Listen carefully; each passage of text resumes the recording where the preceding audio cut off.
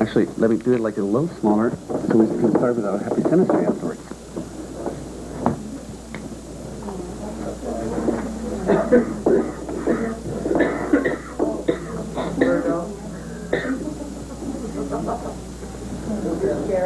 That's Cheryl first, yeah.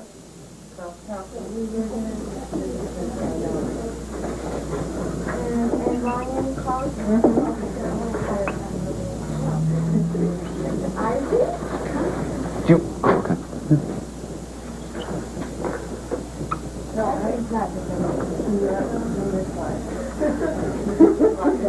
Own childhood, her imprints as a woman, or girl in childhood, from her physical mother.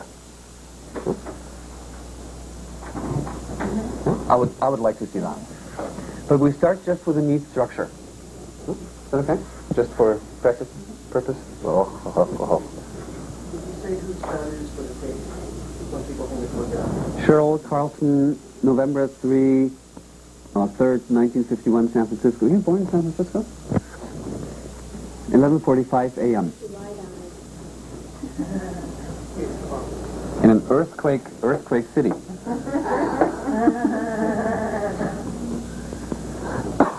Okay.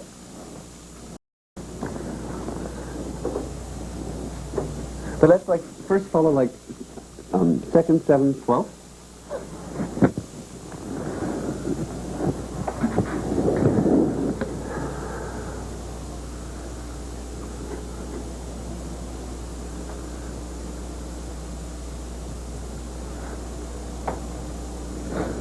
Well, you think I just draw the elephant.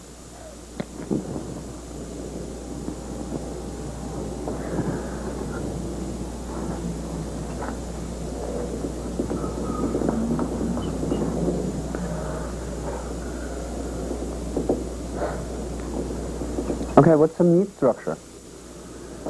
Second house, Aquarius. There's Pisces in it, intersection. Okay. What does that mean in her case? Looks like a dual, you have to blend and synthesize the two archetypes in your new structure. Okay. So we need not only to spiritualize, but also to liberate from the needs that are have a desire for. Okay. Just a little question in between. We do see here two signs being intercepted. Our favorite, Virgo, Pisces. No. Uh-huh. But we see Pisces, Virgo, intercepted. What does that mean in her case?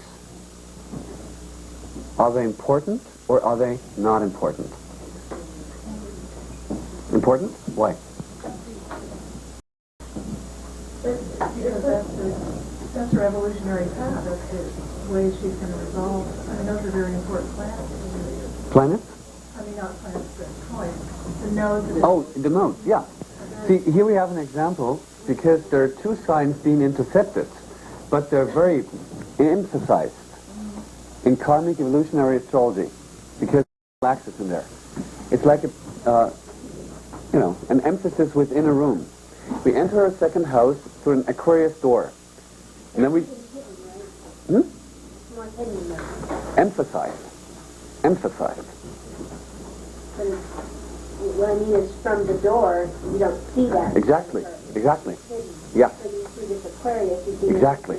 Yeah. sexuality, and you see Yeah. the hidden, Yeah. you see freedom. Yeah. Yet when you come in and get closer, you find out that she's got this deep spiritual side that you didn't know about. Exactly. And very often she doesn't know either. Yeah. To come to this Pisces, department, you only can go through the Aquarian door. Yeah. That's a great certainly is.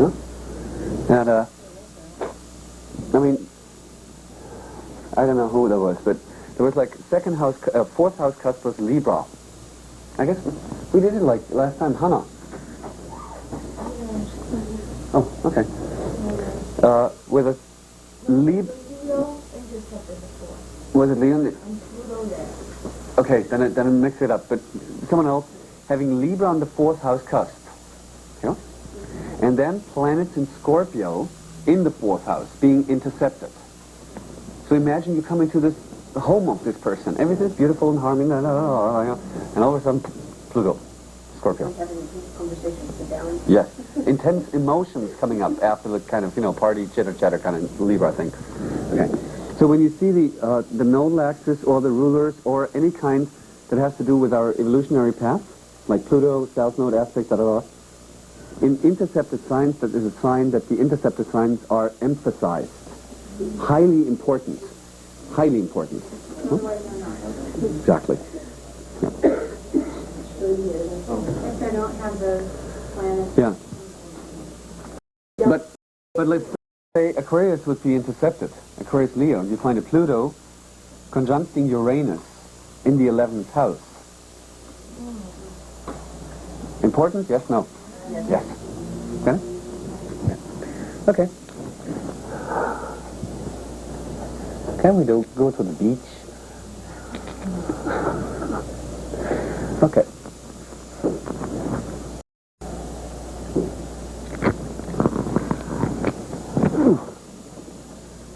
Pluto on 21 Leo. 21 Leo.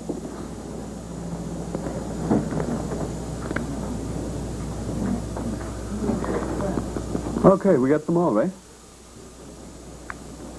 Good. So, her inner relationship towards herself, what does she need in order to survive? How does she validate her needs?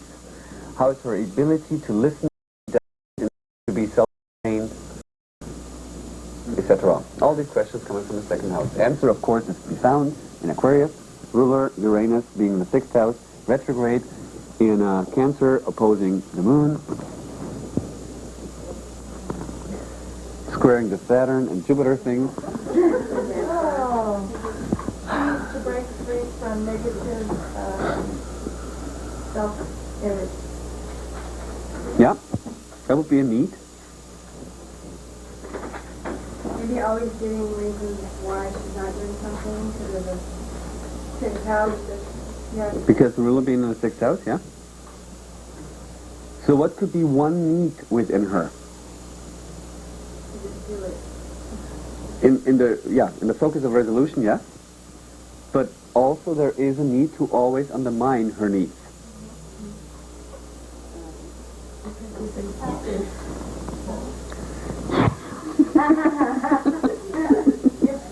That's great.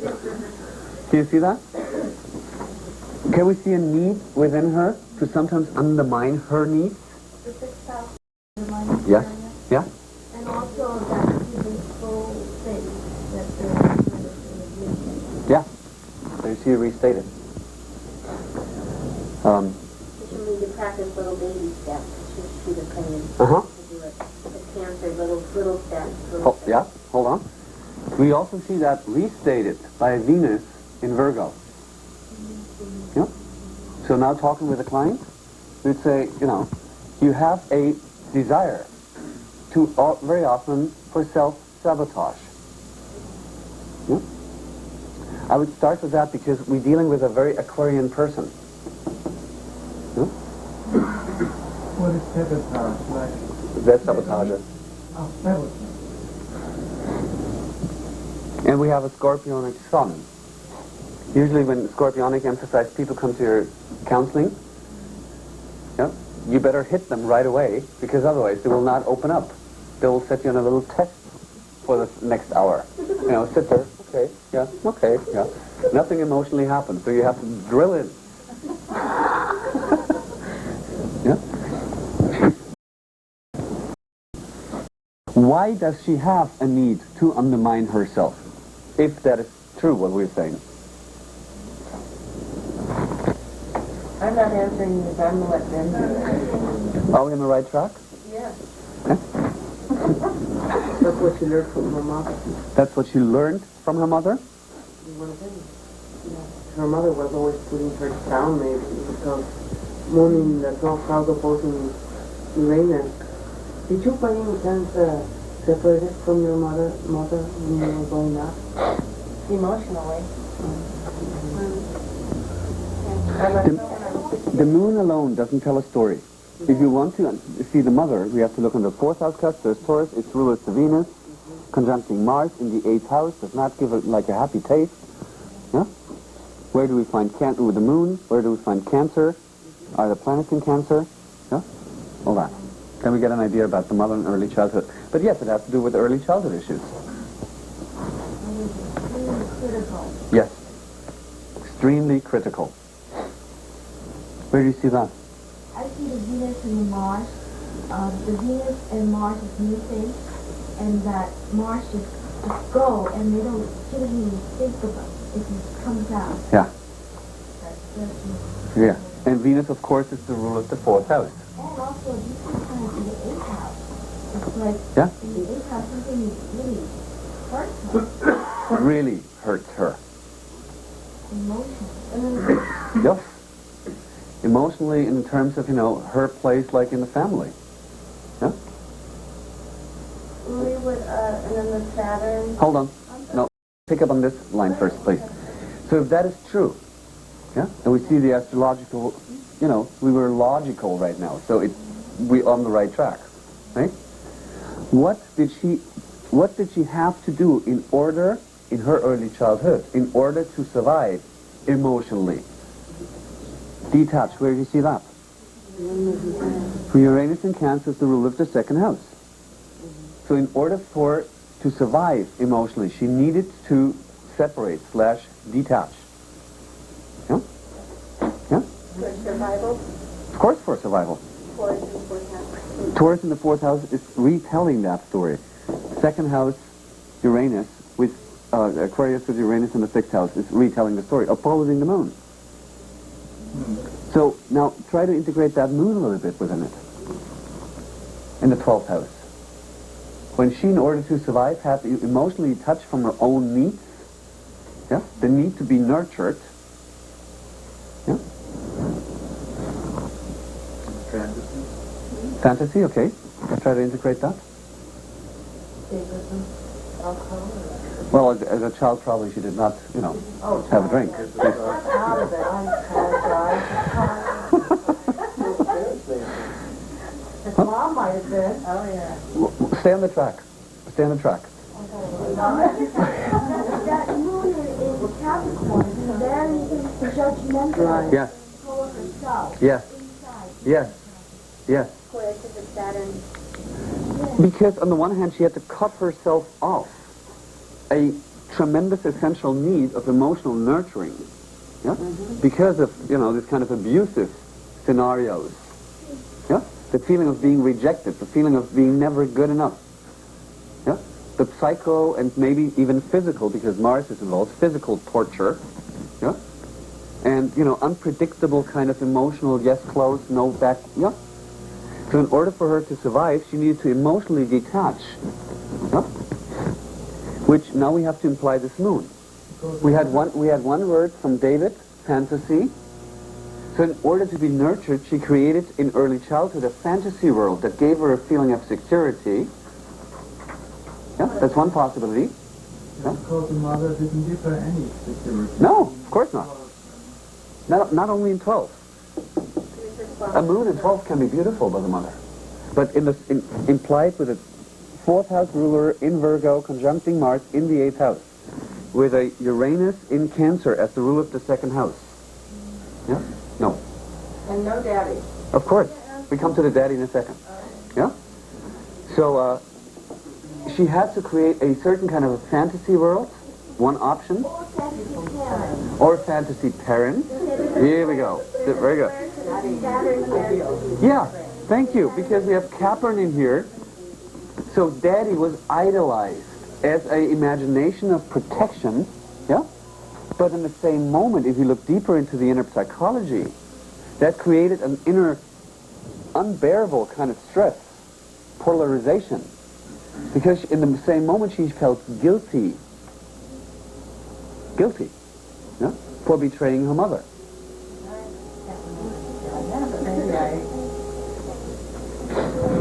Maybe she didn't betray the mother if she internalized all this criticism of the mother. Every child wants to idolize their parents.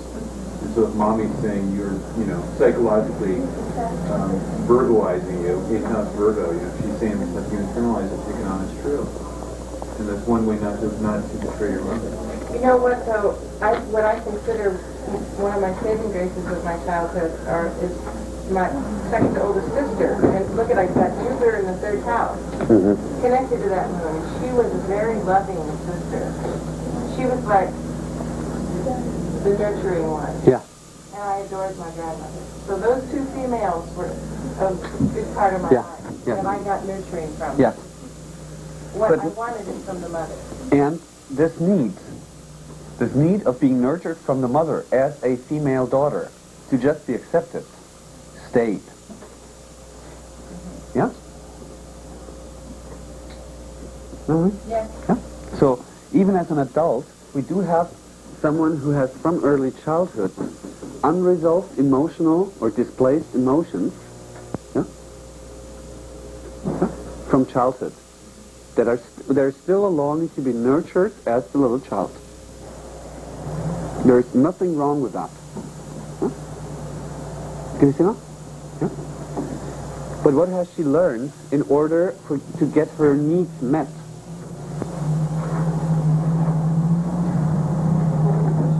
What had she learned in childhood in order to get her needs met? It's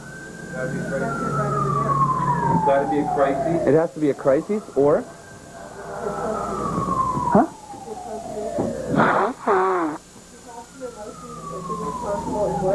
Thank you. Did you hear that? To detach from her emotions to then work harder? To take the responsibility? To slip herself into a mother nurturing kind of parental role? Yeah? To have the needs met of others, strangers? Yeah?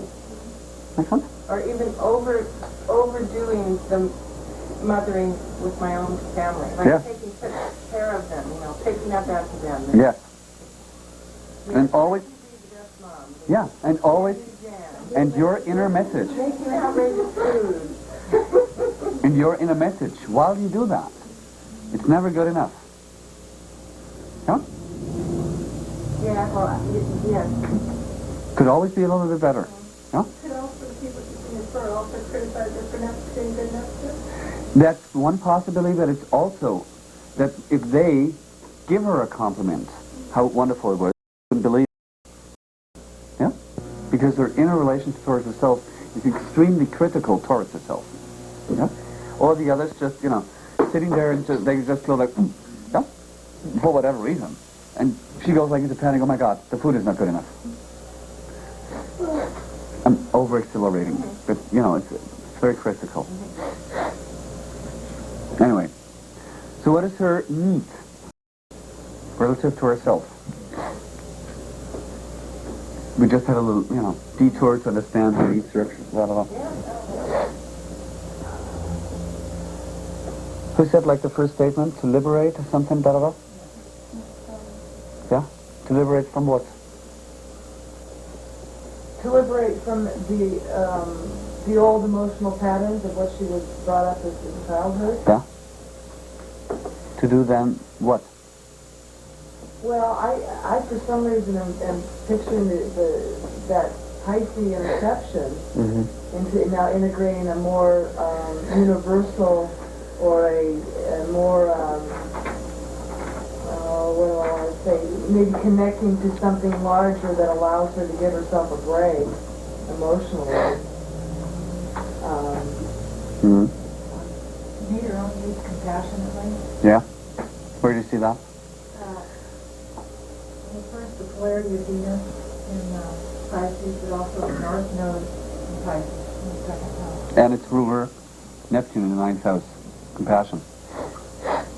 And she also has to liberate from being useful to others, or in some way being useful to get warmth and closeness and stuff like that.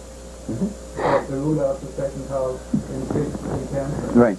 And it's also to carry the vision of that, how to meet her own needs compassionately. Yes, if you stick again to the Piscean archetype, yeah. Another keyword there, of course, is to heal. heal emotionally. Huh? And I used to, previous to this, new thing that I've been doing in the last 2 years, I used to feel like so driven just to work myself, to exhaustion, because then everyone would, I would like have a reason for being on the planet, to make people love me. I had to have the house perfect. I had, have this big garden, where I just, and the Virgo, I just... Let's hold on. But I don't do that anymore. Good. If I wanted to do, read all day, or...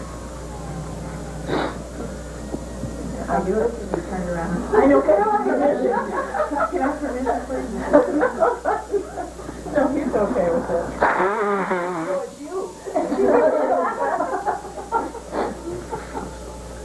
The laundry's not folded for 2 days. I just don't. Are you fold your laundry? What is that?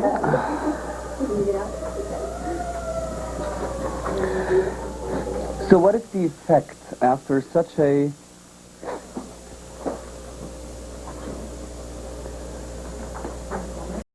negatively labeled inner self-esteem that has to be detached in order to be in survival? What is the effect? You mean like the 7th house? No, what is the effect just in her life relative to her own relationship towards herself? Aquarius on the 2nd house cusp with Uranus and Cancer in the 6th, opposing the Moon, squaring Saturn, squaring Jupiter. What is the key word here? Crisis, sure. But coming from Aquarius? Liberate. Liberate from what? From the old. From the parent parent. condition. Huh? From the parent. Liberating from the parental environment, from upbringing, is that part of it? Does that work when a inner child is still longing for the nurturing of the mom?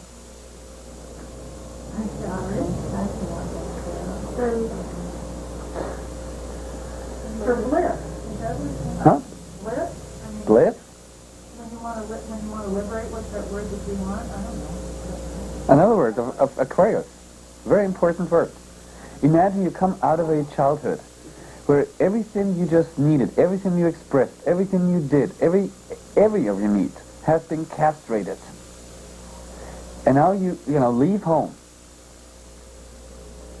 What kind of an inner relationship do you have towards yourself? Yeah, it's a castrated one, smart ass.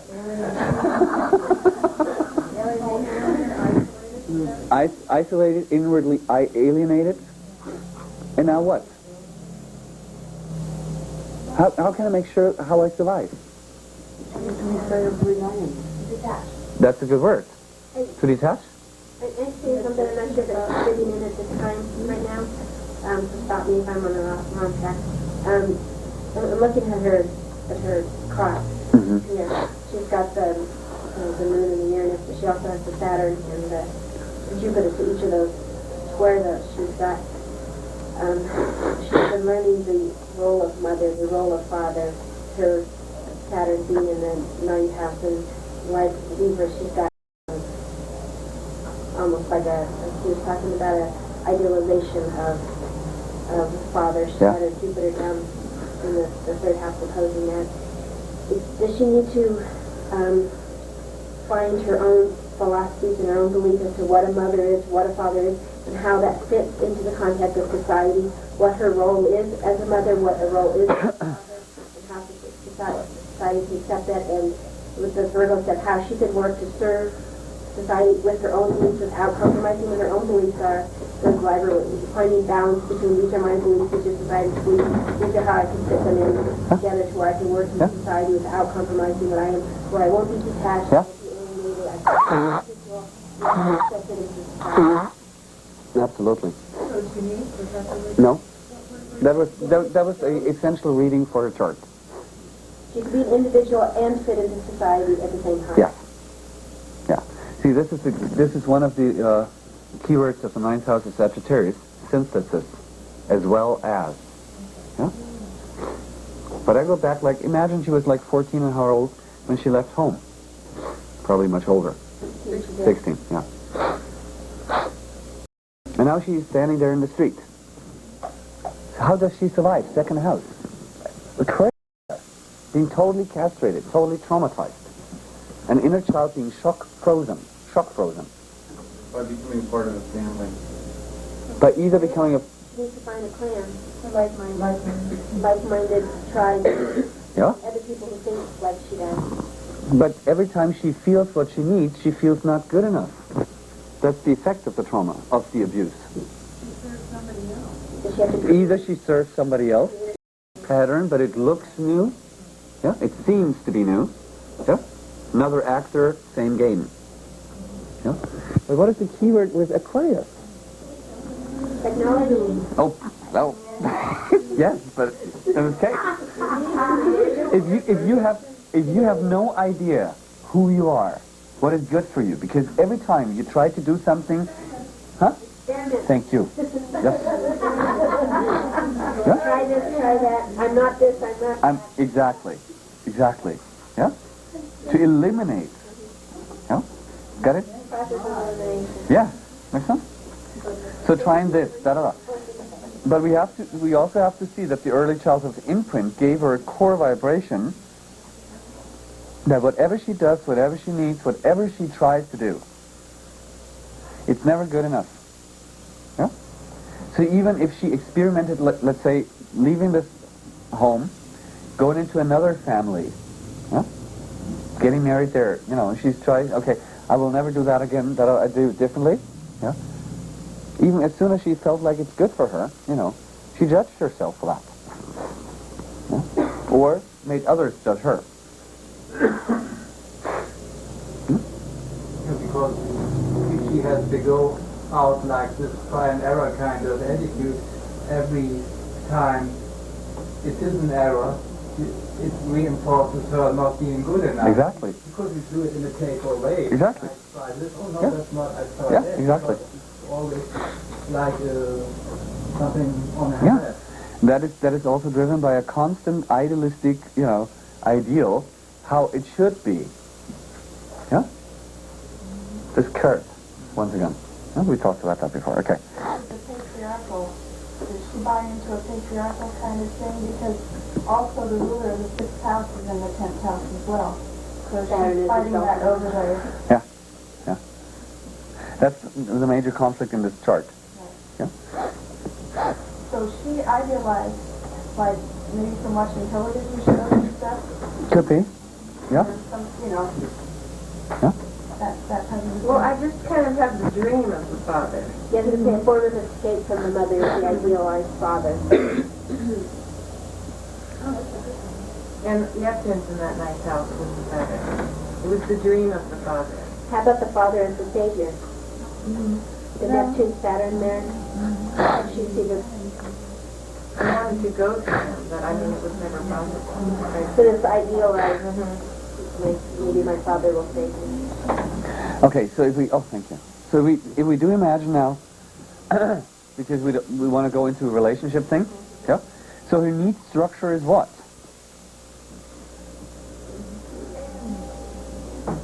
Liberate. No, let's put it like together, because, we're building up a little psychology. Yeah? Maybe experimenting with relationships, yeah? Maybe. If She needs to be a little bit different. She is different. Oh, no. Yeah. I'm still at the second house. Hello? Still second house. She needs to be a What is her need in relationship? Second house. For herself. What does she tend to project into the others, or to the others? Damn it. Something is in the house that makes me eat. Pardon me? Someone to meet her emotional needs and to nurture her. Yes. And to do what? To take care of her, or, to create a scenario where she's allowed to free herself from the emotional traumas from early childhood. To help her to totally accept and love her for what she emotionally is in every given moment, instead of always torturing herself with an idealism, if I do that, then I become this and this. Huh? That's her need. What do you have to do with resolving issues with her mother? Of course there are resulting issues with the mother. Oh, directly. What is directly? She means physically with her mother, go No. to her mother. No.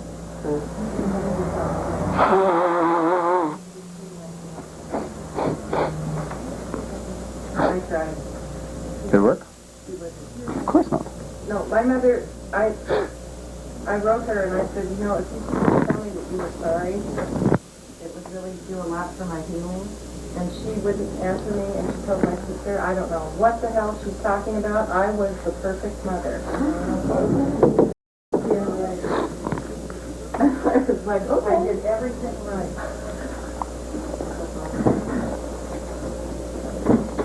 But I mean, no one's the perfect mother. But I mean, it was an extreme childhood.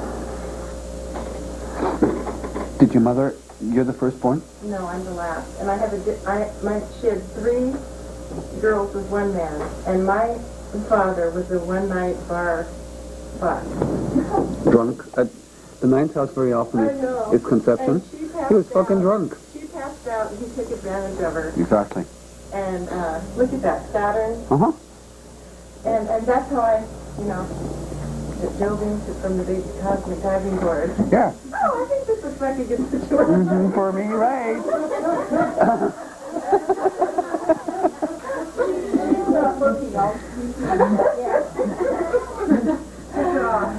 So I wasn't wanted, and I mean, she let me know. I mean, she told me that she tried to abort me twice, but I was so goddamn stubborn I wouldn't come out. Oh, thank you. And she told me that when I was pregnant with my oldest son, when I was 16. And that was real wounding. But I got past that, but at the time she said it, it was just like someone, I mean, it was awful. Is that Mars in the 18th? What? Attempted abortion? Yeah. See, I was targeting towards if there has been an abortion before you were conceived. Or after. After. After? Yes, she did. How old were you?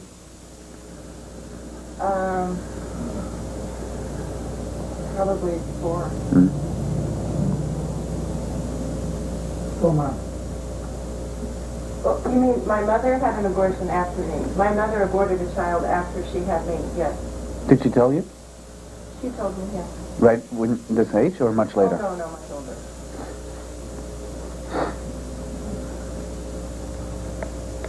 You said you've been 4 something like that?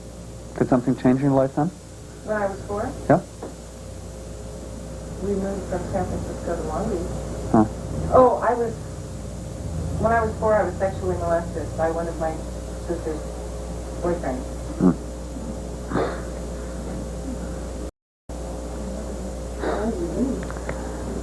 Okay. So, thanks for sharing. There is a need, to be able, of course, with a North Node, to be self-sustained in order to then heal the emotional kind of roller coaster fracture in our emotional body, damaged in early childhood, because of all these kind of weirdo circumstances. And of course, this, as an example, how we sometimes project our own needs onto others. Not reading now the Cancer 7th house cusp, not the Pluto, just what kind of people did she probably attract via the projection of her 2nd house into the 7th house. Do you know what I'm trying to do with you already? Emotional fractured people, little wounded birds.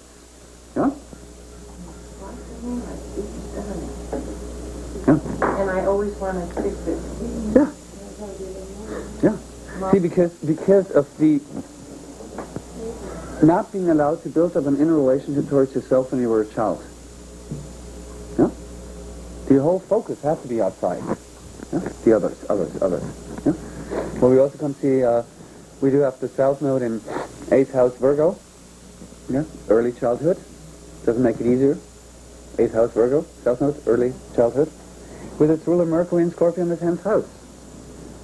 You felt responsible for every bullshit that was happening in this fucking family. You tried to, somehow rebalance everything that was just totally... Huh? And my sister moved in with my nephew when she had my nephew on my 10th birthday, and I took care of that baby at age 10. Yeah. I mean, You were nurturing others. But your real need is, and that, can you remember when we start with the second house, Aquarius, and then we find the Pisces within us?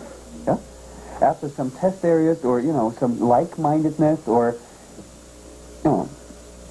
people with similar emotional experiences, to then after, step by step, discriminating, going into the emotional with someone, or being supported by someone to be able to embrace the inner. Yeah? Which, what this North Node in the 12th, in Pisces second house is also telling us. Yeah? But instead of that, because of all these traumas, having been projecting it onto the 7th house cusp, attracting emotional fractured partners, that she nurtured when they were like quite fine, they just left, or they made her feel shitty, because inwardly they felt shitty, that she helped them feel better, that they were not able to do it out of themselves, whatever. well, in my younger years, I had a lot of relationships. Because anytime they got clingy, I'd say, hasta la vista. Yeah. I mean, that was when I was younger. Sure. Pluto in the 7th. Pluto in the 7th, Virgo, 8th house, Venus, Virgo, 8th house. Sorry, my brain doesn't work today. Okay, so what kind of people does she attract? 7th house cusp, Cancer, rule of that, Capricorn. Can you see how much time you can spend in the 2nd house? Yeah? Mm-hmm. And we did not talk about where she likes to be touched. Yeah? We did not go into the intimate chapter of the chart. What kind of sexuality, how the rhythm, how the pulsing would be to stimulate and all that. His right is to be the No. Exactly. No, because we're going to do like mother, son. Yeah, sure. So what is her need, projected need? Before we were talking about the possibility that we project our own 2nd house into the 7th house. Got it? Now we're talking about the 7th house, what is just naturally, who we attract, where we click in, where we go like, something like that. Cancer, Moon, Capricorn, opposing Uranus. I mean, it should be easy to do it now. Huh? I see a father figure. Kind of a father figure. How is his emotional reality behind that appearance of father? Or vice versa? Sadomasochistic? Uh-huh. But alcoholic and very Could be. Yeah.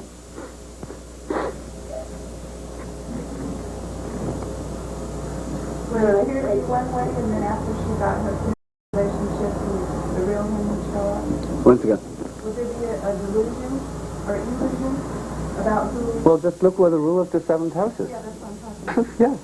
So there would be an illusion in the beginning, and then the real.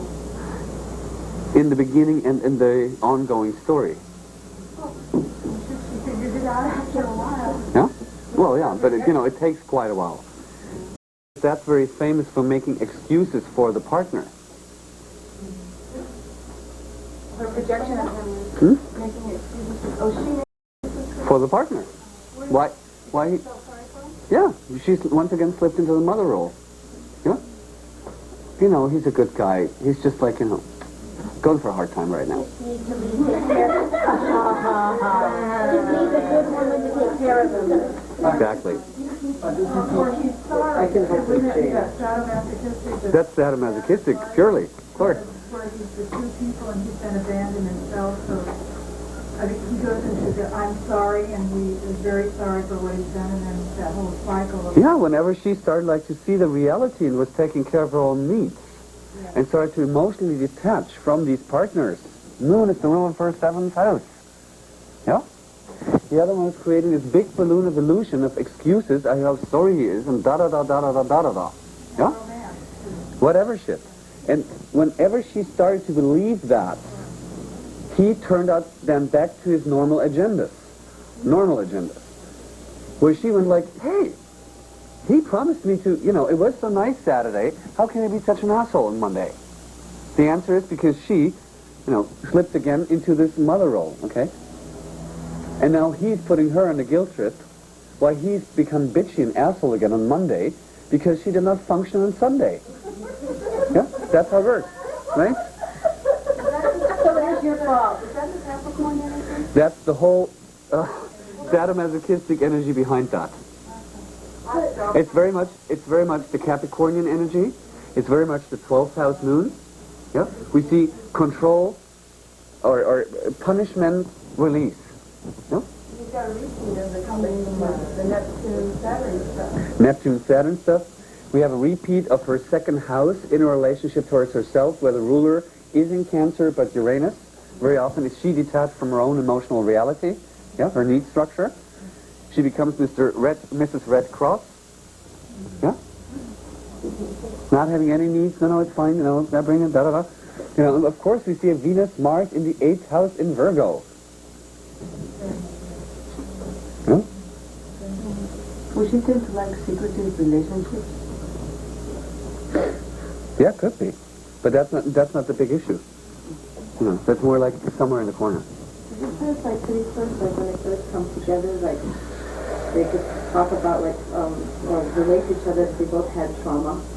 Yeah. That's to begin with, Yeah. like that's how he gets her in another way. Or that he presents, probably even more, that he presents himself as being a very strong person who got his act together.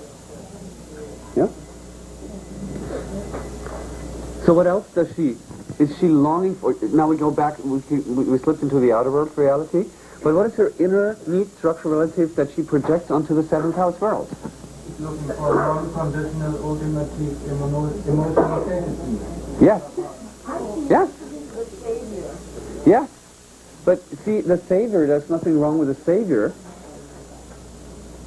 because she's looking for someone where she can go through a emotional healing with a long duration of time. Someone who has the same fucked up family background as she does. And somebody who's fucking honest. Yeah, of course. Sagittarius 12th house stuff. Yeah. And Yeah, we haven't talked about the test of this 12th house. no, I'm not, hello, I'm still in the 7th house. The moon is coming through. No. Now I'm coming from the 7th house. So I give a shit to the house cusp right now. The moon, the ruler of the 7th house, stands in Capricorn 12th. That's enough for me. We get enough information there. No? We skip to the 12th house in a second. Yeah? So she's looking for someone who's helping her vice versa in co-equal roles. Yeah? To heal the emotional arrestment. Can you see that? Arrestment? Capricorn? Yeah? Little child put in box closed, box in basement. Yeah? Yeah. Now there's Pluto in the 7th house. We have to integrate this one too. What is another need for that? Pluto in the 7th house. Children is Leo, Pluto, Leo. In the context of Cancer, 7th house cusp.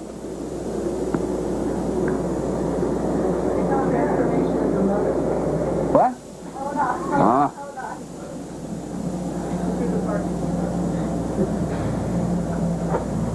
To recover again by that relationship, to get to her own power again. To help each other co-equally beyond gender definition, to re-empower, revitalize, yeah, and support the individual way.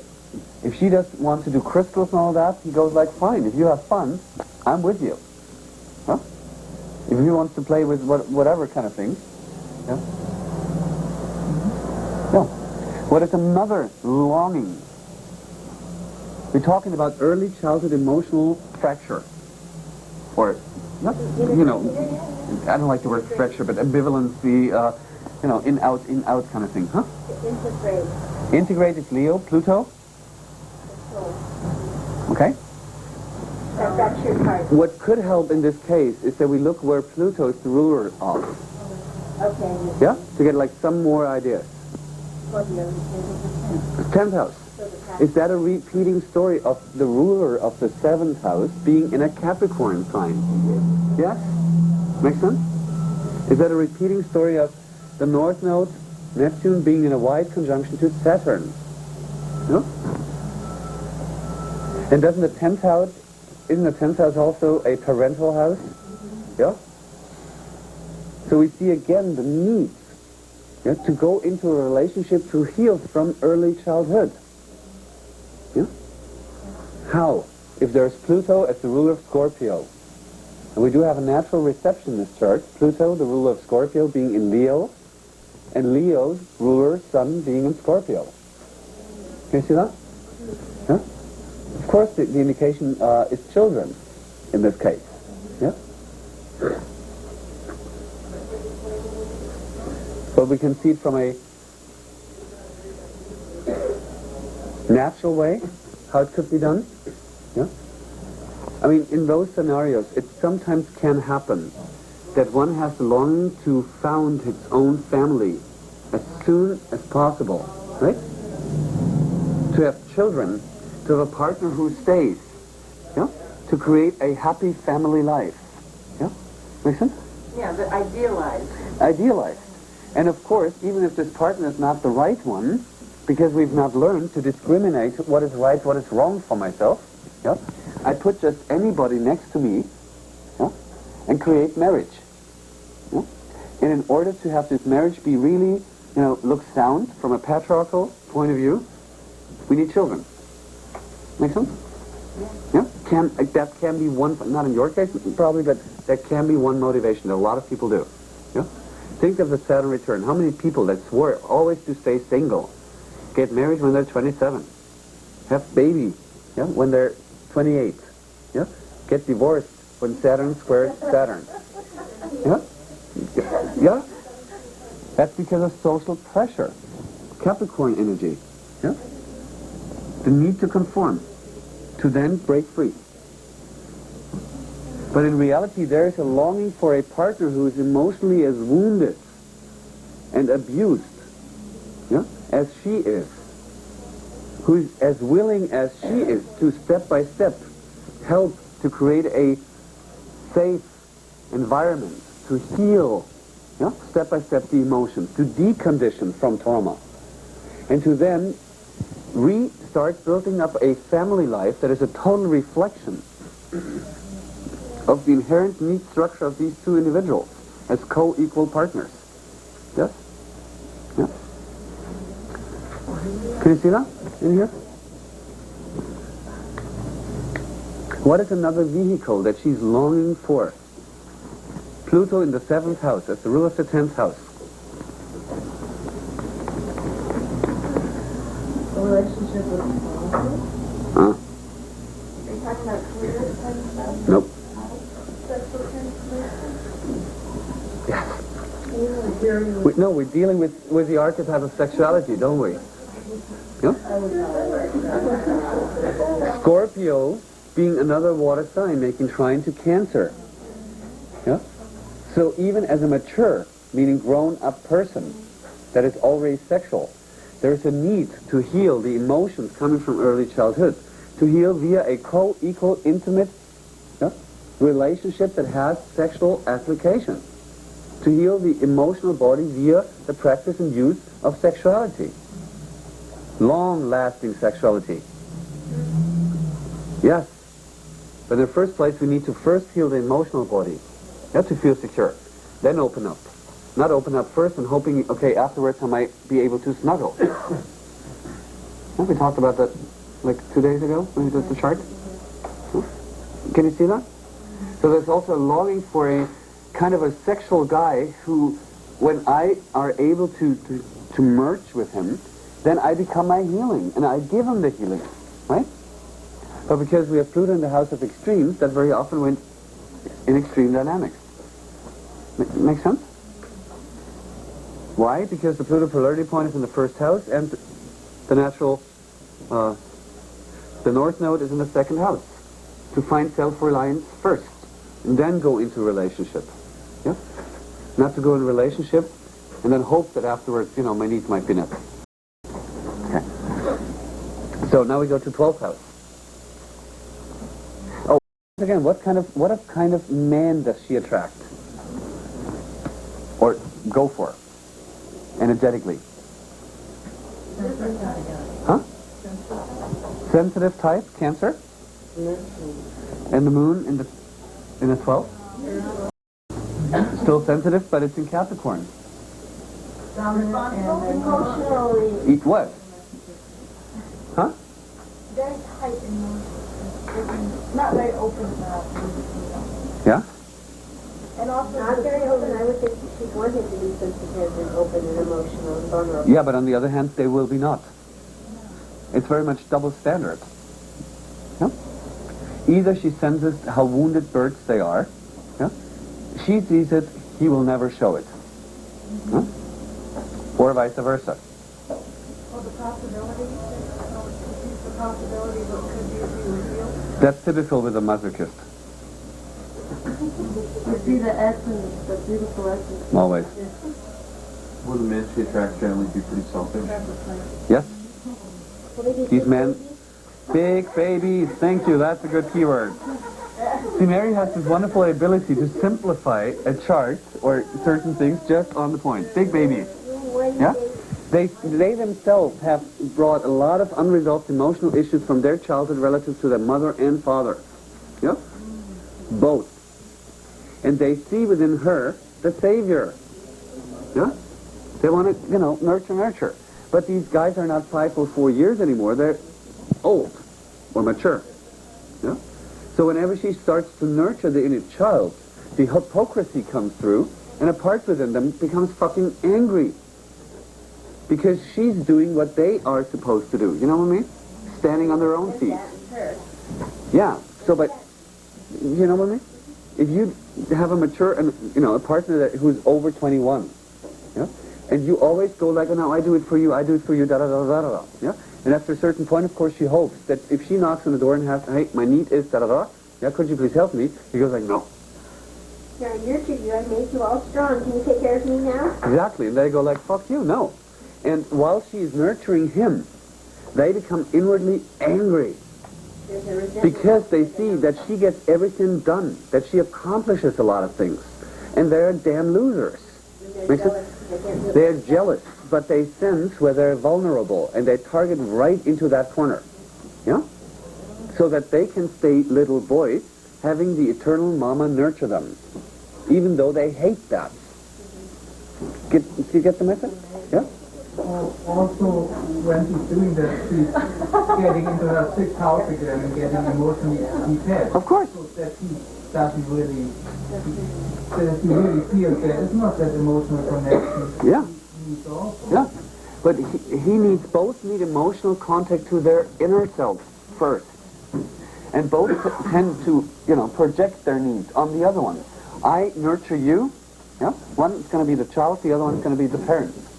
But rarely they come together as co-equal, mature partners, which are very wounded from childhood. Very rarely. Okay. Alternate roles within the relationship of who's the parent, who's the child? Sure. Sure. Constantly. So like, I'll parent you in this area, Yeah. I'll parent you in this area. Yeah. But it's always the fist in the face. But you always have to be able to state, these are my needs are, can you take care of me here, I'll take Yeah. care of you there. Sure. Consider. What do you mean, the fist in the face? Oh, that, whenever something's happened, it's never done with a compassion of just giving. Yeah? Of the joy of giving, of loving. It's a typical, I give you, and this is my sneaky expectation. You know what I mean? It's not like this. When she heals through second health, she will not expect anyone doing that. Exactly. But that can only be healed by the change in her perception, or healing of father picture, father image, her inner very nature, her androgynous being, once again, all these kind of things. And taking care of herself. As she gets in touch with her natural female abilities through the Sagittarius aspect in the moon, that does help Yeah. do that as well. Yeah. Yeah. When she looks at the matriarchal, Yes. what a woman and mother is meant to be, not what she's experienced, not what society is pattern in this hip house stuff says what a woman is and mother is or what is. Yeah, what she is. Just what she is. And to bring it into a structure into life. Yeah? With a Scorpio sun, take it the way it is or fuck off. She's going to be able to relate to God more, to a goddess female. Yeah. Okay, let's do like briefly the 12th house, really briefly, and then break. What does she idolize? What is her idealistic longing? Sag on the 12th house. On his person, on you and sit there. Yeah? What else? Please, please, do me a favor. Don't read only Sagittarius. Yeah? But have two eyes. One goes to Sagittarius, the other one goes to the natural ruler, which stands house sign and aspect. Yeah? Yeah? Because otherwise, you talk about Sag. Let's imagine someone has Sag in the second house cusp. Hey, astrologer, what do I need to survive? And you go like traveling and philosophy, and be free and expand, and then you find Jupiter in Capricorn with Saturn on it being opposed by Pluto. You know what I mean? You're like, oops, wait a minute. You know what I mean? Use both, please. Sagittarius and the ruler in Aries. What does she idolize? What is she longing for? Straightforward, honest communication. Absolutely. That was a good one. Thank you. That was like Sagittarius on the 12th house cusp with Jupiter retrograde in the 3rd house in Aries. Straightforward, honest communication. Period. No bullshit. I like to be communicated with a lot. Yeah. Yeah. That they're talking to you? Yeah. You need a total exchange of opinion. Totally. That goes back to your resolution note or your north node, ruler being in Libra. Yeah? Honest communication, co-equal listening and sharing. To be able to speak impulsively, spontaneously, whatever's on her mind without having to edit it Yeah. or analyze it. Thank you. Shirley just read her chart because Jupiter making opposition to Saturn. I'm longing for to be able to talk without someone else judging me. Yeah? Sorry, you were talking. Yeah?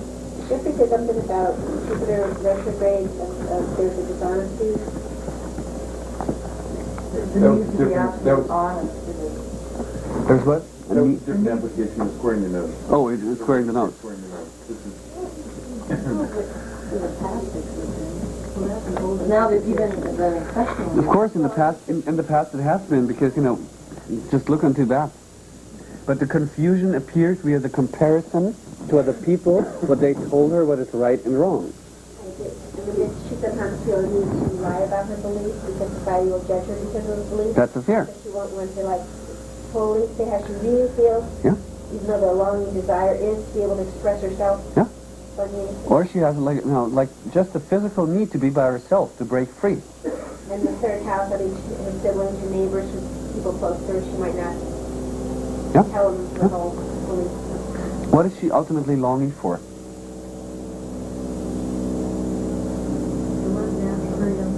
Live naturally. Freedom. Freedom.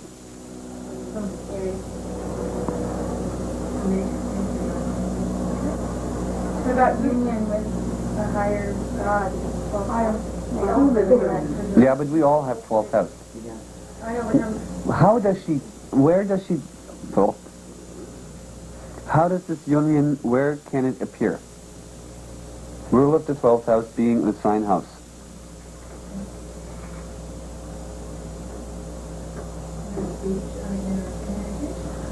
Yeah? One possibility? Where's Aries?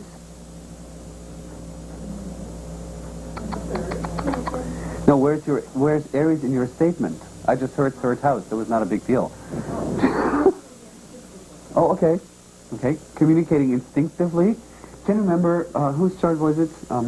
Yours yesterday, where we had the moon in Gemini in an Aries house. Yeah. Communicating instinctively is one possibility. What is the other possibility? Listening is a Venus archetype. Here we have Aries. Initiating experiences with her body.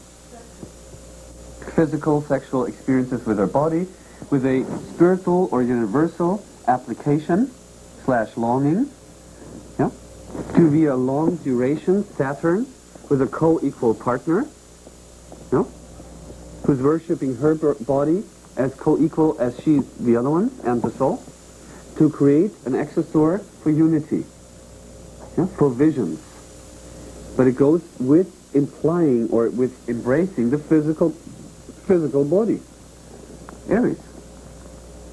Yeah? Mutual massage, for instance. Yeah? What about also doing astrology? Where do you see that? That's in the 12th. And then in the 3rd, she could be communicating, sharing astrology with people. Yes. As a philosophy? Yeah. As a career or job or... Uh-huh. Yeah. But where do you see the astrology within it? Jupiter by itself is not astrology. Squares here. Thank you. There's a square to Uranus. There we have it. Oh. Yes. And the sun is in the 10th house. Yep. Yep. Natural astrology. Natural astrology. The square is that same. Sure. It's a contact. It's not a block then, or... No. It's a challenge. Saturn blocks. Squares are stress for action. Okay. Yeah. For action. And then when it's Uranus making this trine to the sun, you know. Also, you have Aquarius on the 2nd and Uranus on the 6th. Yeah. Yeah. She's very good as an astrologer. Yeah. Did that help her heal as well? Yeah. Yeah.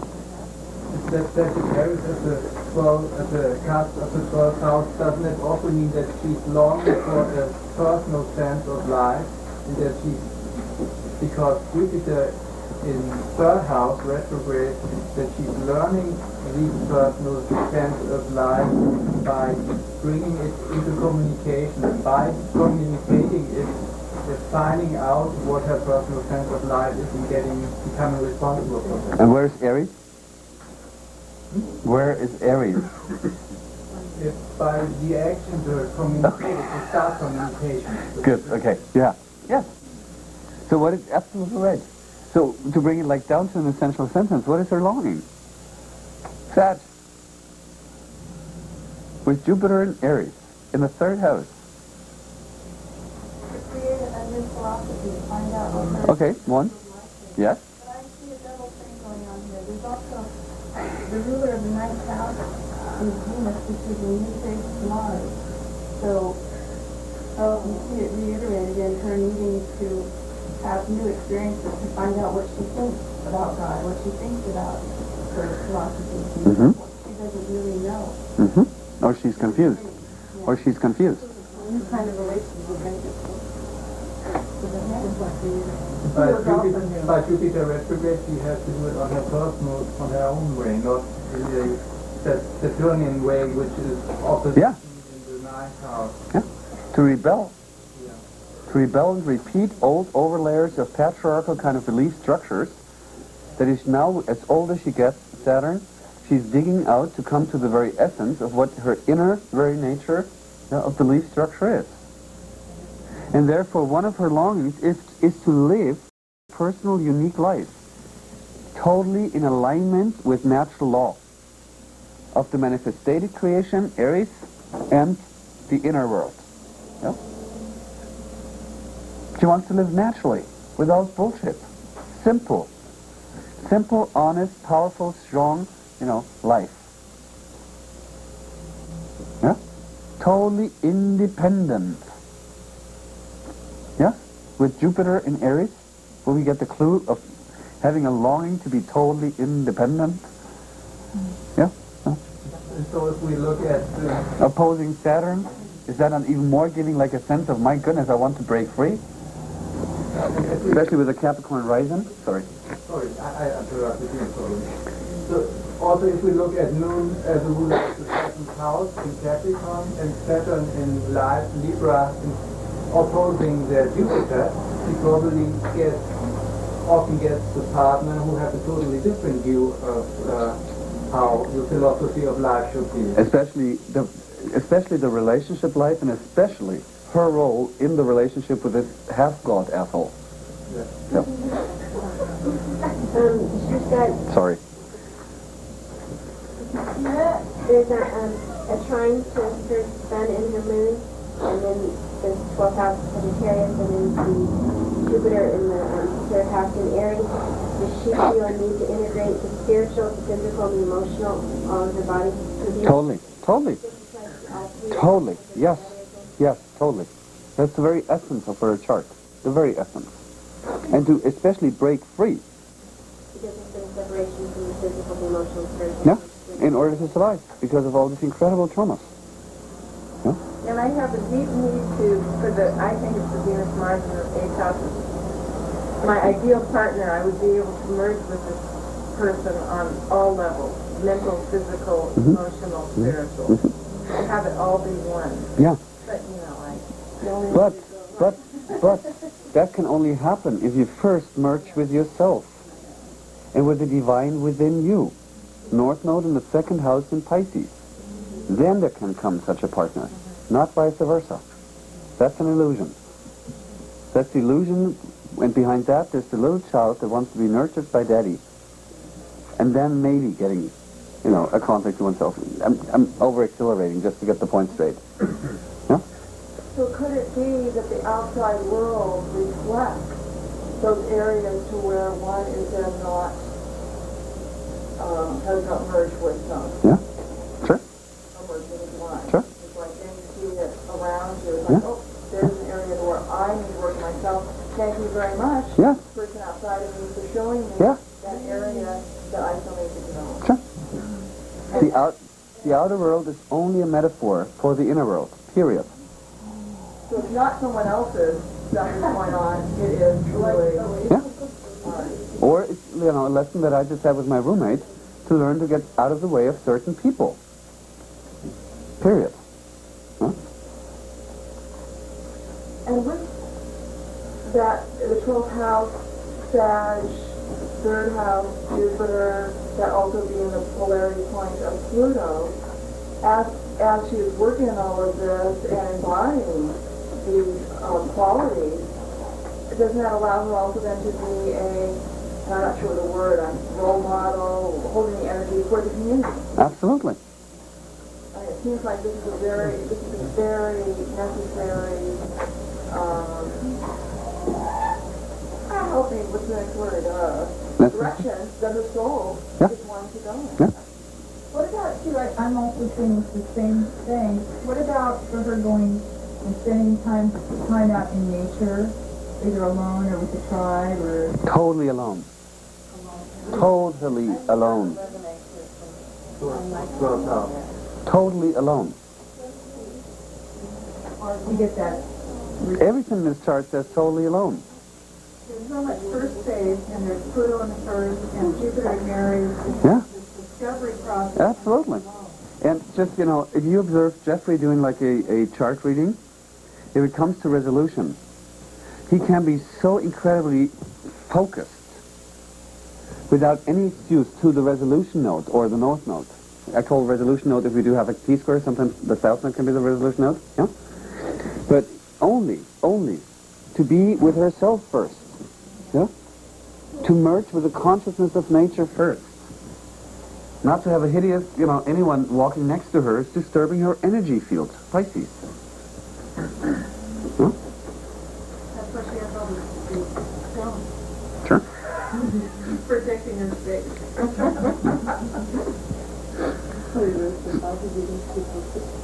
Shall we have a break and then skip over to another question? What did it say that this chart that seems to be the Pisces stuff, so she can't think of people that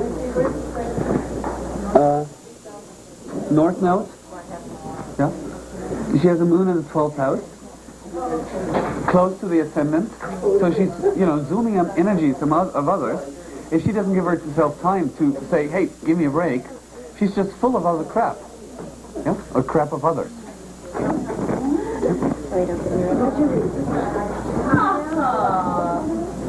That's the Virgo.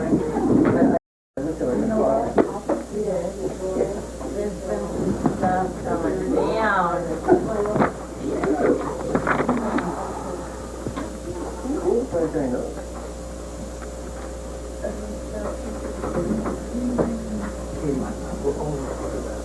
Give Katie a floor chair.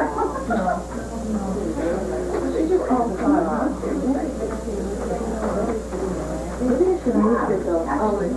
Because he's sitting there. David, would you know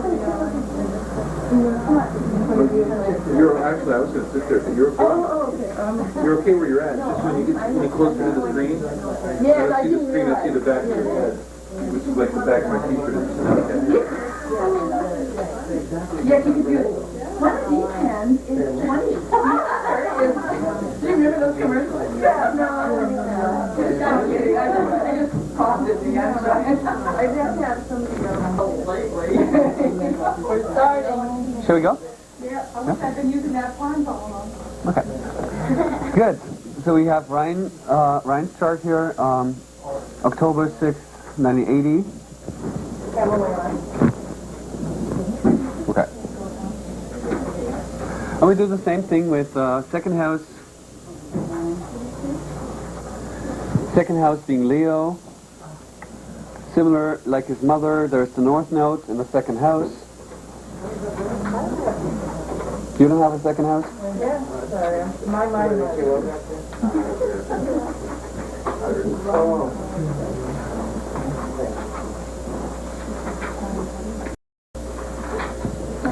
The rule of that second house being in number 4 house in Libra. Conjuncting Pluto in Libra in the 4th house. Any other important aspects?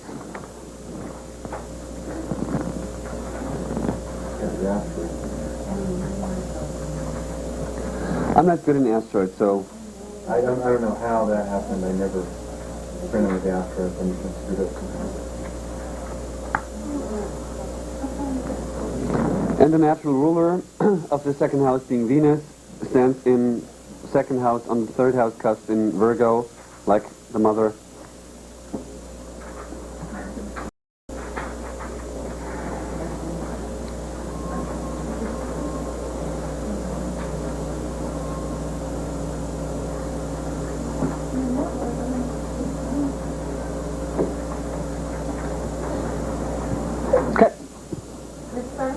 Pluto, almost like a Scorpio sun. I mean, it's a very Scorpionic sun.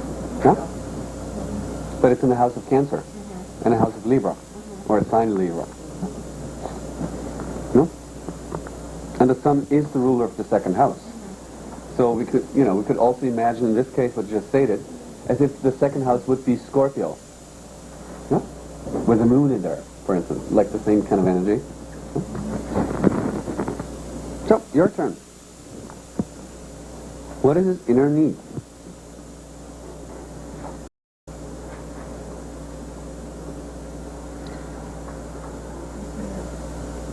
Friendship with mom. Friendship with mom. Okay. He needs to feel real special by his partner. We're talking about just him and I's relationship. No, you don't exist right now. Okay, all right. Just his chart. Okay. With a partner that he chooses, he has to be made to feel very special. But in order to be able to receive that feeling, yeah? Libra is the archetype of giving and receiving.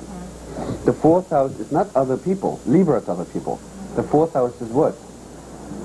Emotional security. Emotional security for all his needs. In every given moment, no matter how extreme, Libra, and how deep they might be. No? To feel emotional secure within that. Independently from what other people tell him what is right and wrong. Which of course goes back to his Uranus in Scorpio, T-squaring the nodes, where the resolution node is in the 2nd house Leo. Yeah? So we will see as older Ryan gets, there's a constant in-out. Yeah? My need, the need for an intimate relationship, back and forth. The main orientation should be always on this node.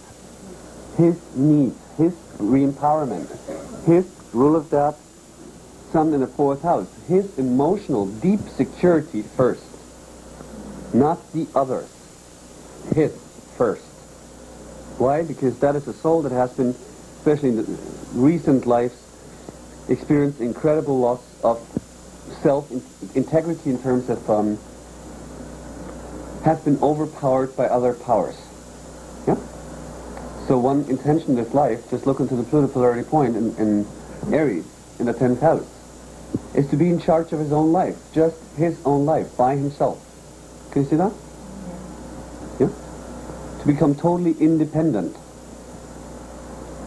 Does not mean alone, just means independent. That's the opposite of codependent.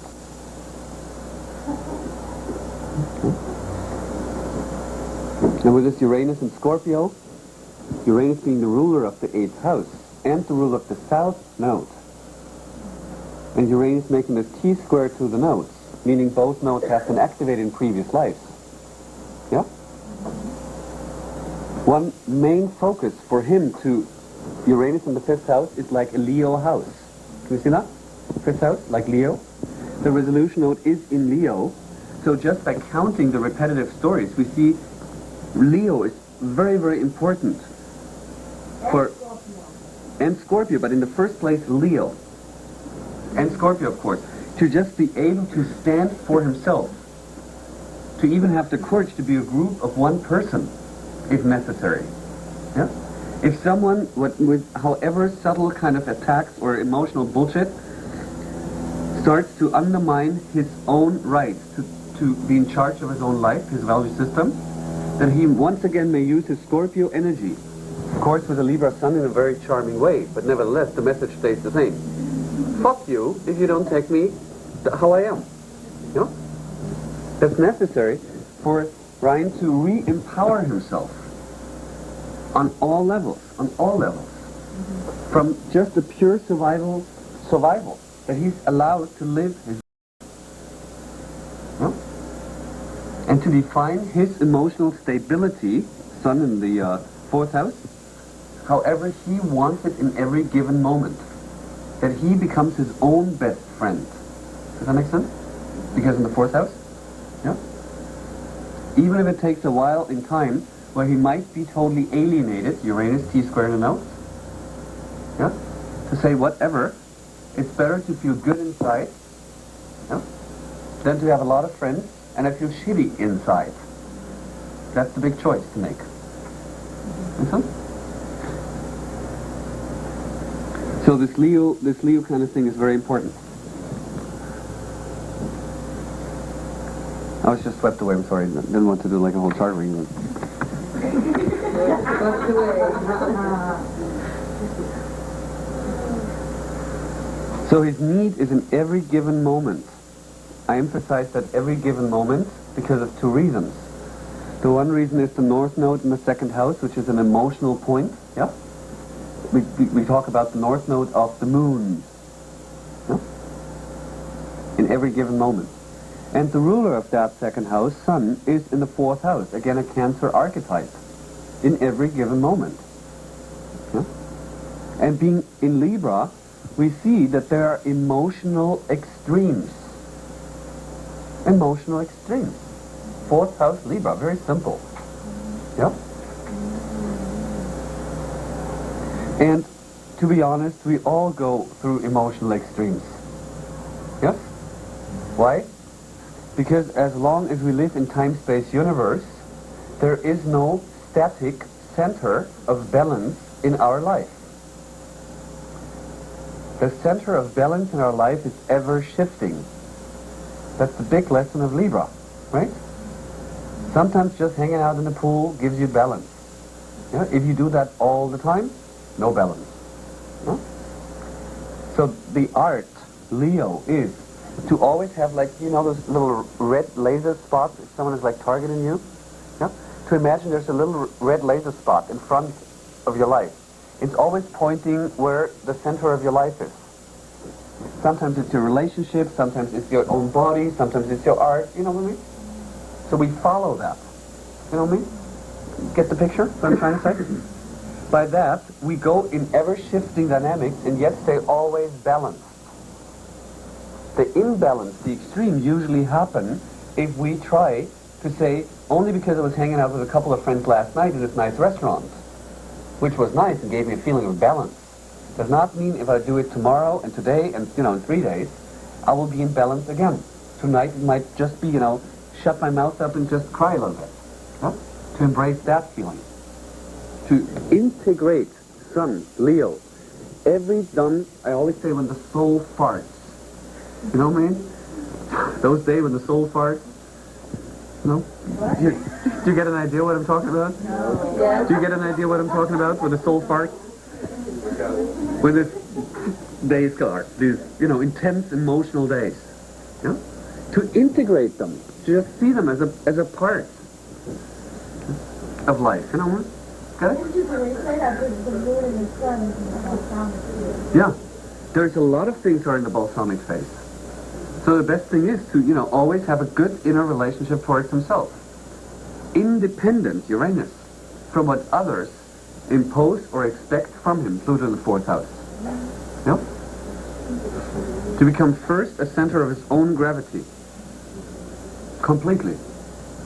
If someone doesn't like it, he may charmingly leave my house. Yep.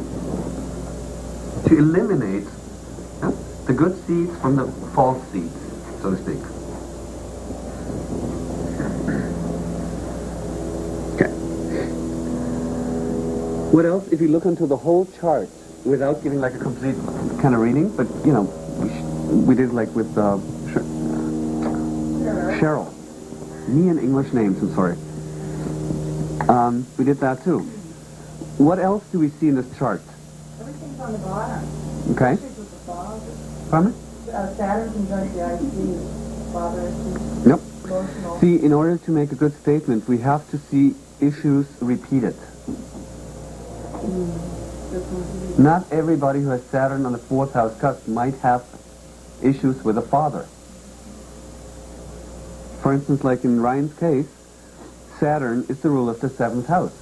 Could also be just other people, not necessarily the father. Got it? So if there are issues with the father, where would we see them? Repeat it.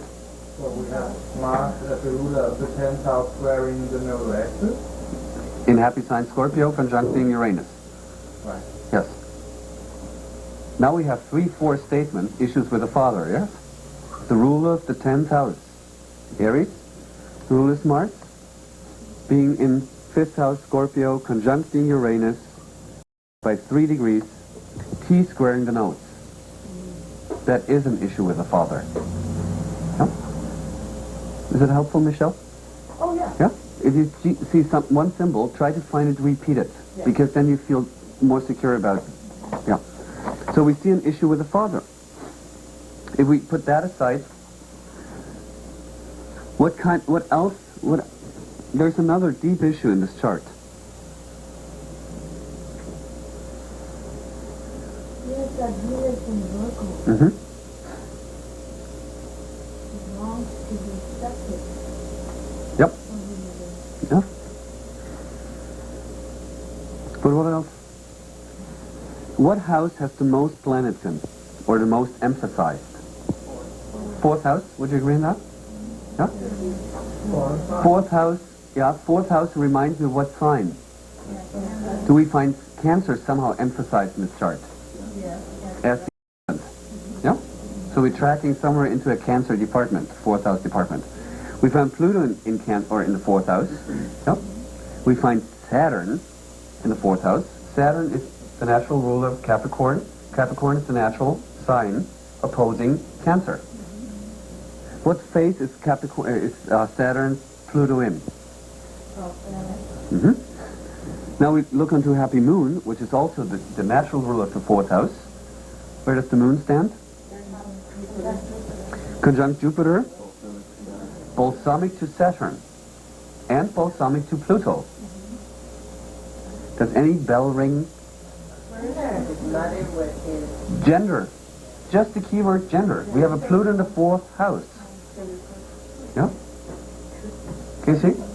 And we have Saturn in the 4th house, and we have Moon being balsamic into Saturn, balsamic into Pluto, Saturn being balsamic into Pluto.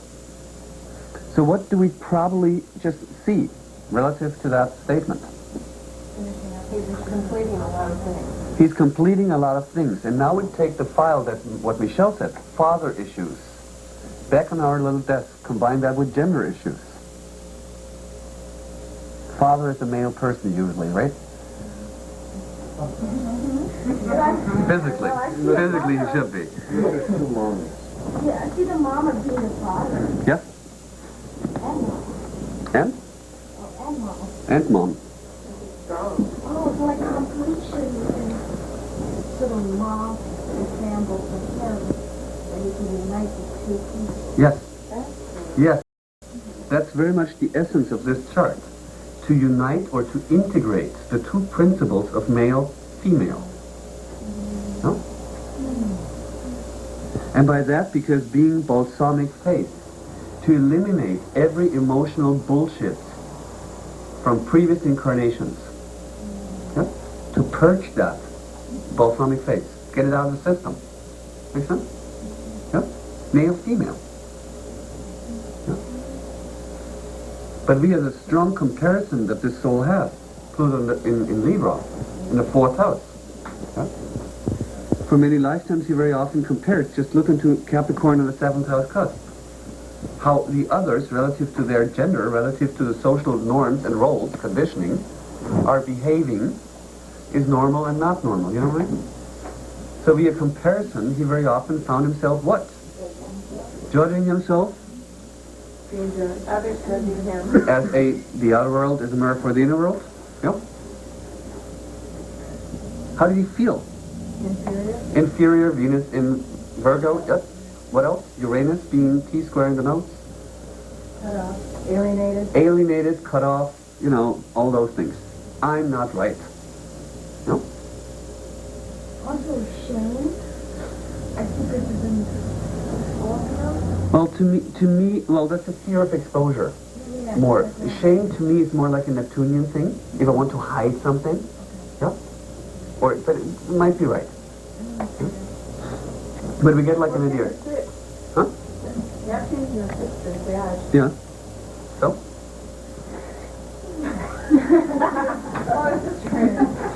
Okay, yeah. Okay. So do we get an idea that this is a soul that has gone for many lifetimes naturally to extreme emotions in the intention to integrate the male-female principle, but because of very often a patriarchal comparison nature relative to how gender should be, what this guy must not compare with, because his soul is much further evolved than most of the people in the schoolyard. Yeah? Yes, no? Yeah. Huh. So, you know, this comparison is always a lose situation. His own worst enemy. By that, you know, he becomes his own worst enemy because he just feels, I don't fit nowhere. No one understands. No one does understand me. Not only intellectually, but we're talking about emotionally. Emotionally. You know? Which then drags him back to himself, to the crisis, in order for him to analyze, to then recondition that security nature within him. Yeah. That's the point. Yeah. Or which then might happen relative to the old subconscious patterns. Pluto in the 4th house in Libra is try to meet the expectations that he wants to be liked by the others that do cut him off. It could be another, you know, I mean, there's a lot of those issues in there. But nevertheless, the main focus stays on that 2nd house. To integrate or to actualize a lifestyle that is totally reflecting his inner emotional reality, no fucking matter how different that is. Uranus, Scorpio, T-square. Fucking matter would be Scorpio, different is Uranus. I got a little lost in what nobody understands. Do you say that because of Uranus squaring the nodal axis? Or? I say that because Uranus squaring the nodal axis, because Saturn is in the 4th house. Yep, everything we've built up before. We're going to get lost because it was a flow. It can. Well, I didn't flow with you, that was the problem. I didn't flow with you, that was my problem.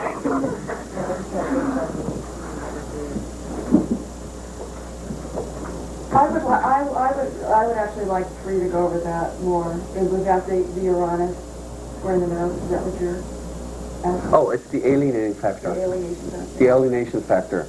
And via the comparison, because we have a Pluto, Sun, and Saturn in Libra, Saturn being the ruler of the 7th house, archetype Libra, yeah? He very often compares himself with the should-be of society relative to gender orientation, gender roles, emotional stability, finds himself being a very deep person, asking the deep questions, South Node in the 8th house, Aquarius, with Aquarius being in Scorpio. Why is it so? What is life about? What is the essence? Da-da-da. You know, it's diving back into the inner emotional, while comparing Pluto in Libra and Capricorn in the 7th house, comparing with his peer group. Yep. And they all go like a video games and they fuck, beer. Huh? He goes like, what? That's not me. There must be more in life. Yeah? By that he feels alienated. Yeah? And the others sense that. They sense that. Yeah? And to alienate him or judge him for that he is not mainstream. Others judge him that he is not mainstream, which then triggers out inner deep emotional extremes, with times of emotional just shutting off, being depressed, yeah? Or then starting to judge himself. Yeah? That something must be wrong with me because the others don't like me for what I am. Yeah? The basic message is, the others do have a problem. They just don't feel it. Yeah? Is Mars considered volcanic?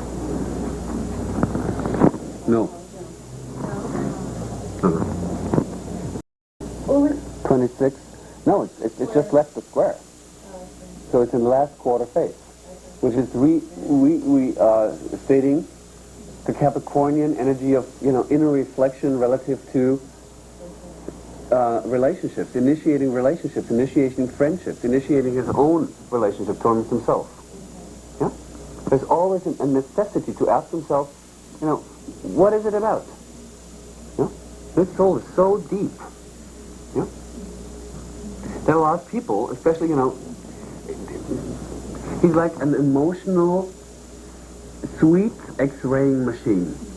You know? And all the others in this peer group don't like to be X-rayed. Right. You know?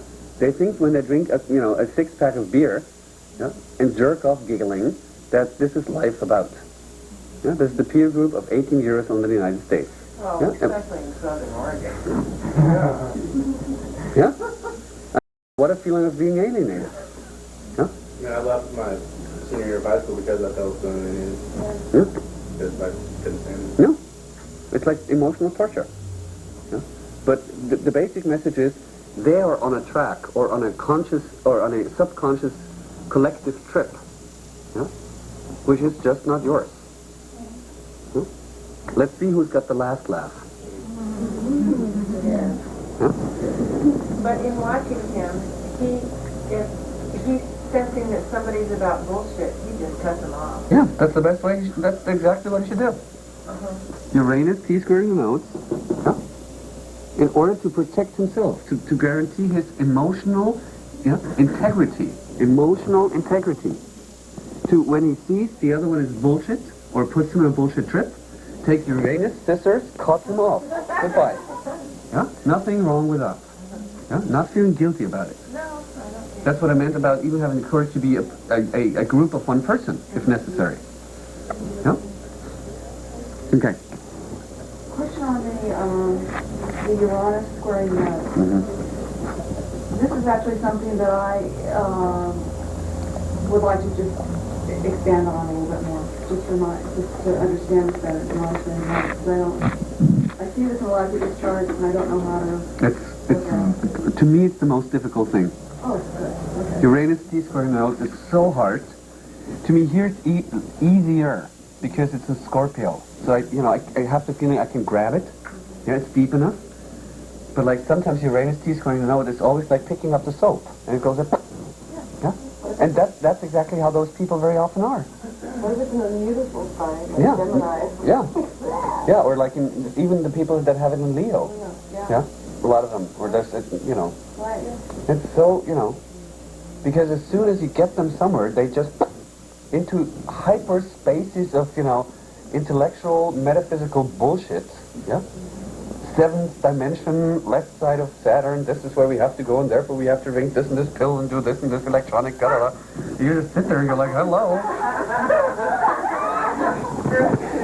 Yeah. But so that's quite easier here. So well, this would be considered a skip step. That's a skip step. Right. So how do we put that in the context of what was not completed in the past is needed to be done? I mean, is that just a continuation of the alienation? Well, here, to make it essential, that very often this soul, relative to his need to be liked by a lot of people in order to feel emotionally secure, it very often finds itself in a very deep conflict, either to commit to peer group, which very often then he had to cut off his own vitality, his own personality to fit in, or to cut himself off the peer group to live his own personal Leo life. But then he was very often like in his own little shelf. Make sense? And being maybe judged and all that. That went back, forth. Because of that extreme experiences, more and more kind of traumas were attracted. Because we see Scorpio, a part within his soul, from my point of view, does not like him. Does not like, is that what you need? Does not like myself for being so and so, for not fitting in. And so I start to not like parts of myself, which then became very often out-pictured, attracting outer people that now did what I loved to do on myself because I didn't like what I am. Does it make sense? Yeah? It's a little weirdo, but yeah? The other option is that others judged him for being an arrogant asshole. But the real motivation behind that is being fucking jealous. Yeah? Jealousy. Yeah? Okay? And in order to then have him or make him feel shitty, as they felt just in his presence, all his peer group inwardly, emotionally feel shitty. Yeah?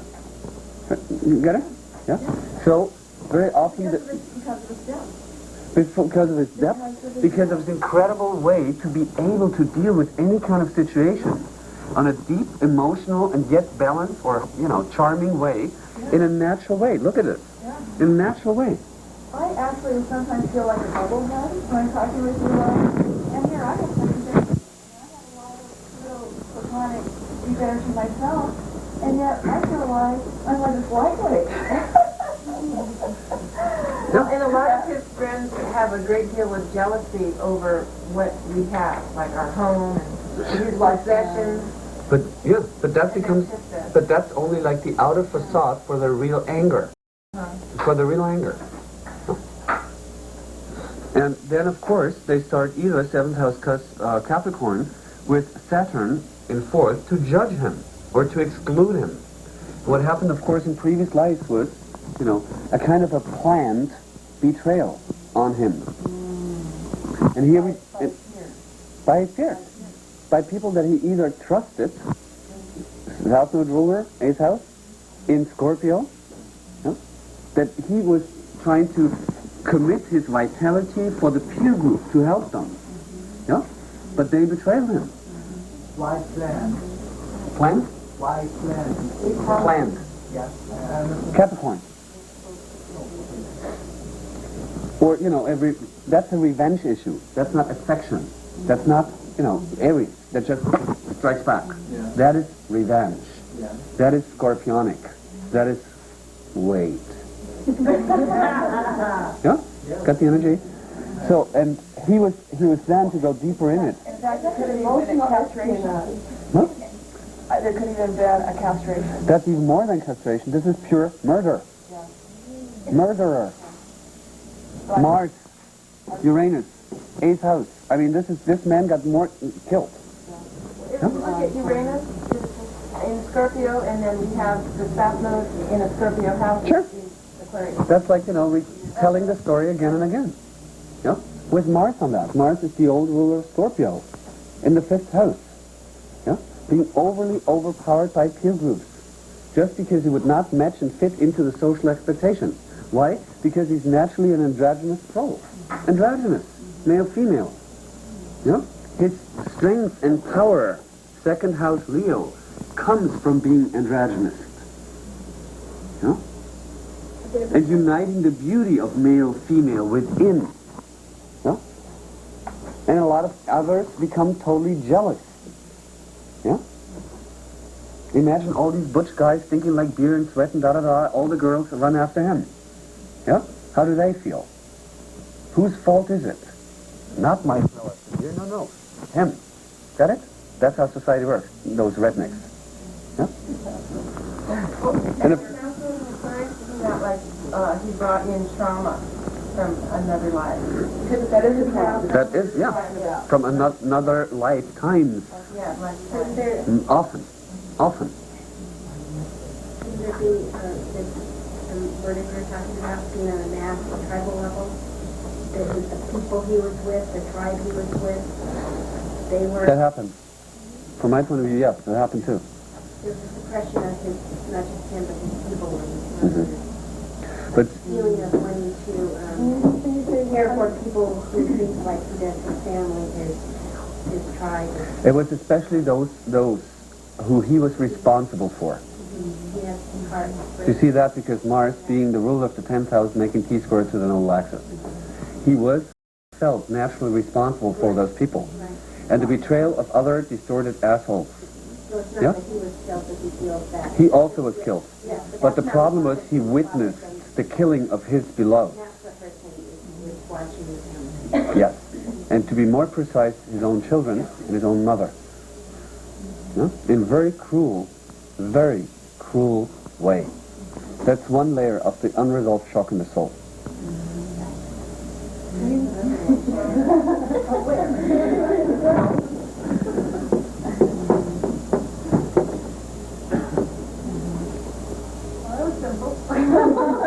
Why killing of his mother? Where would you get an idea of killing the mother?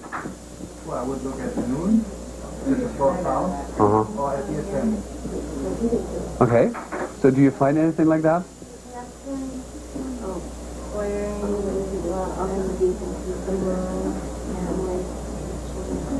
The Mars is Scorpio.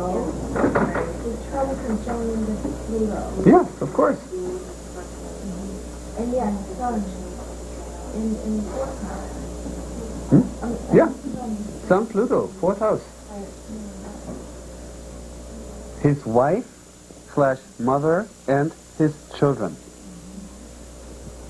Now zoom emotionally into this chart. How does a soul feel just constantly having this chart? How does he feel inwardly? And now imagine a scenario of a betrayal where everyone who's beloved, where you felt responsible for it. This man is very responsible, yes, no? Yeah? Yeah. How he feels then? Guilty and totally under shock. Yeah? Resolution? Of that, when we're talking about the Uranus gets Is to integrate everything what he is in his personal way. That's, I always talk about that. See, it's like skip step, back forth. Yeah? Very often because of the guilt issue, because of, being afraid that it happens again, all those kind of things. Yeah? So actually, by leaving school is like a step in that direction. Yeah?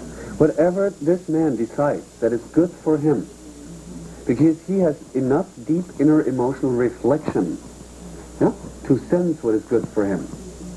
Yeah? If he opens the mouth and says, I want, down there, yeah, then he should do it. Yeah?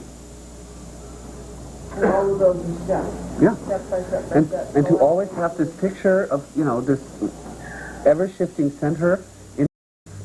Sometimes it's hanging out, sometimes being alone, sometimes masturbating, sometimes have intimate sex, sometimes having no sex. Experiment. There's a need to experiment on almost all life areas. To me, there's a good saying. A good wine needs to sit very long in the basement. You know what I mean? Yeah. Yeah, but it needs to age. Thank you. Thank you. So simple. Does that make sense? Yeah? Yeah?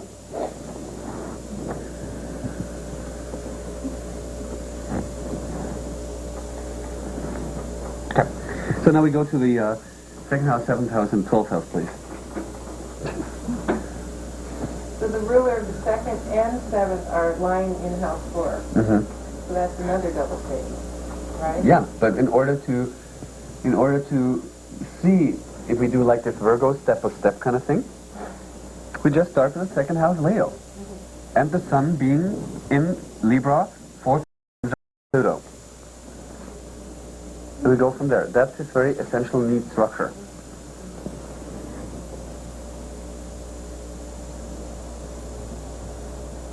And then we go to the 7th house. And then we find the ruler again in the 4th house. That it's not confusing as it is right now where we see, oh, both rulers are in the 4th house.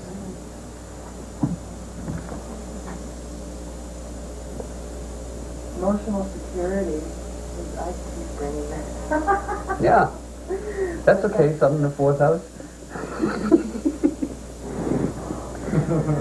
It's about emotional security in the ever-shifting center of balance in life. That's, you know. What else? Leo. To bring in power his own needs. To re-empower his own needs. What else? Actualize. To creatively To creatively actualize whatever he feels that he needs in order to feel emotionally safe within. Does that make sense? Yeah? Whatever it takes. To not judge it, to do it. Yeah? And is he looking for transformation because it's conjunct Pluto? Do you have a sense of that? We could say looking for transformation, yeah. But on a personal level, I guess with that chart, it's sometimes looking to have a break of transformation. Give me a break. Because, you know, the energy is so intense, it's always deeper. Why? You know, that he sometimes wants to have a break, just, you know, hang out and party. Libra. Yeah? Yeah? Imagine you always like deep. Yeah? I have this. Yeah, I have this too. You know. So you know. It's just not the real concept. Even when I'm like, you know, when I had like a joint or when I, you know, drink like 1-2 beer and a party, you know, I still have to force myself to not show, you know, how deep I am. You know what I mean? Because people next to me, you know, I can't even do chitter chatter. And if I do it, it's sarcastic. It's obviously not nice. That Venus is in the second house, right? Mm-hmm. On the 3rd house cusp, we have to deal with, you know. So it's like both. Mm-hmm. So we would put that in that second house. So values and meaning would be important to him, right? Yeah? Just like it was Scorpio.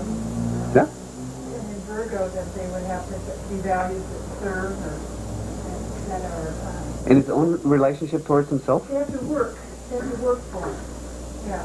Well, on an inward, because Virgo is anyone inward.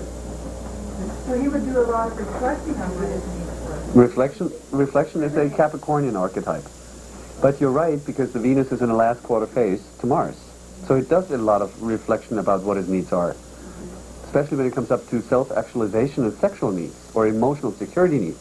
And a part of that, of course, because the Sun, rule of the second house, conjuncting Pluto, is also about sexual needs.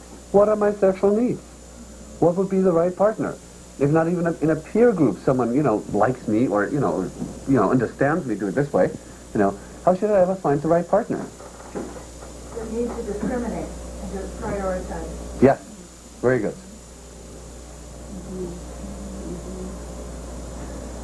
So he needs a partner who's giving him the warmth on a co-equal day. That sounds very good. Not on a co-equal basis. Oh, co-equal. Oh, I thought like you said codependent. Thanks. Like what? What? Yeah, co-equal. Absolutely co-equal.